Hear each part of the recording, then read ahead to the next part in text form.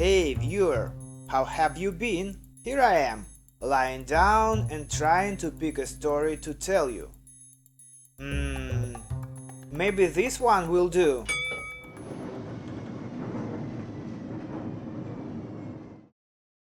In my childhood, yep, that's me, just more than 30 years ago.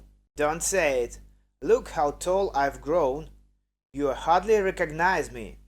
So, back in my childhood, when those beautiful, carefree days of summer break were coming to an end, giving way to the unbearably dull, though to be fair, perfectly inevitable school year, on top of that I also had to attend various activities meant to cultivate my physical fitness. At different times there were swimming, wushu, and even dance.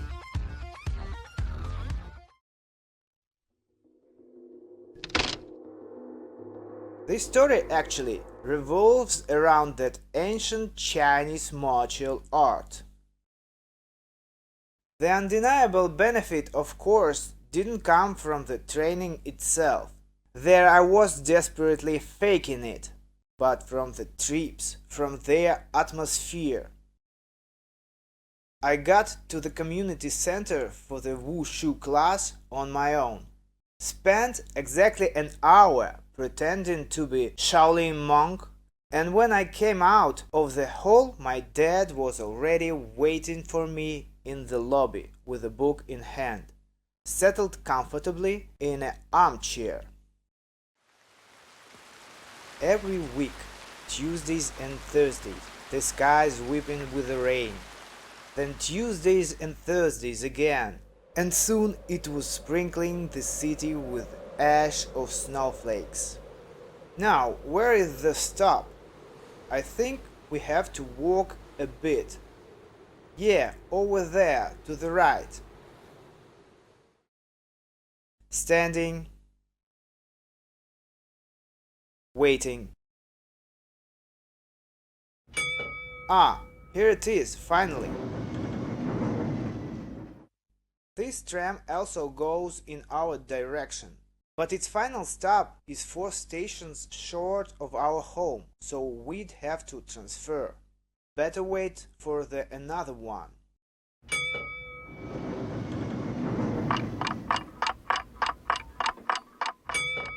And here comes ours. Alright, let's get on. Have to validate the ticket, of course. The tram starts moving, and there we are, riding along in the rattling ice-cold carriage. We chatted the whole way. I couldn't even tell you what about anymore. I just remember staring out at the warm glow pouring from passing window. Behind that glass hid thousands of worlds, revolving around hundreds of lampshades, candeliers, little bulbs, warm and cozy, unique and unknown, alien and therefore unreachable. Back then, I never thought that someday I had inevitably grow up, and all these trips would slip away into oblivion. When my dad was gone, I never regretted not saying something special goodbye. It all happened quickly and matter-of-factly, like being crushed by a slab of concrete. And no, there's no unfinished Gestalt here. It's simply that we still chat now and then in my head. After all, you can't change the meeting place. And besides, I know perfectly well that sooner or later I'll end too. And out there in the endless nothingness, there's no room for such trifles anyway. Now, after what feels like 1,000 years, it seems he was just blown out of my life like an autumn leaf, cruel and irreversible in its simplicity and quietness. And no, time doesn't heal. Time merely crudely and shamelessly seals up the cut, leaving a festering abscess beneath the ugly scar tissue. Amidst the ever-shifting garish scenes of modern life, the thought flickers by. I miss trams so much.